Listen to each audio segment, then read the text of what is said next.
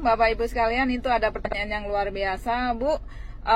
Saya nggak punya uang, saya pengen sekali ikut bisnis ini. Suami saya cuma tukang ojek online lagi kan gitu ya. Kemudian saya ngutang nggak berani. Gimana solusinya? Jadi Bapak Ibu, semua itu tergantung impian kita. Sama seperti saya kenal bisnis ini, saya waktu itu kondisi minus, bukannya nggak ada uang tapi minus. Minus itu justru kondisinya utangnya banyak, ya. Tapi apa yang terjadi? Saya saat melihat orang-orang pada dapat mobil, saya sampai nggak bisa tidur. Yang dapat mobil siapa? Tukang ojek.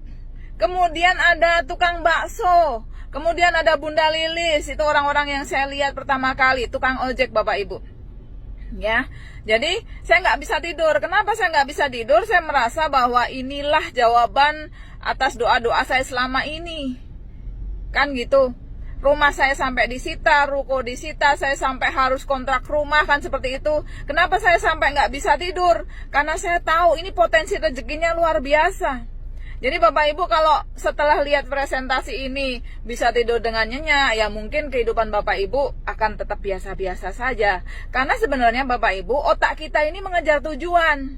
Kan gitu. Pengennya apa? Bapak Ibu jangan berpikiran saya ini nggak punya duit. Bapak Ibu saya yakin punya Allah, punya Tuhan kan gitu ya. Tinggal minta. Sebetulnya Bapak Ibu kalau percaya tinggal minta. Dan apa yang terjadi ketika itu? Ya saat itu tiba-tiba ada orang yang ngutang sama saya tagih-tagih nggak pernah bayar. Tiba-tiba apa? Tiba-tiba nelpon bayar hutangnya gitu ya. Jadi ini memang ilmunya ilmu Allah. Makanya di bisnis ini kalau ada orang yang saya ajak bahkan menghina, mengejek, tinggalin aja. Ya mungkin Allah nggak tunjukkan ke sini kan gitu ya. Jadi Bapak Ibu tergantung seberapa besar impian Bapak Ibu sekalian. Kalau impian Bapak Ibu lebih kecil daripada halangan, rintangan atau hambatan, impian Bapak Ibu nggak akan kelihatan. Yang kelihatan hanya hambatan, rintangan ya yang ada di depan Bapak Ibu sekalian. Tapi kalau impiannya lebih besar, hambatan atau rintangan itu akan menjadi peluang.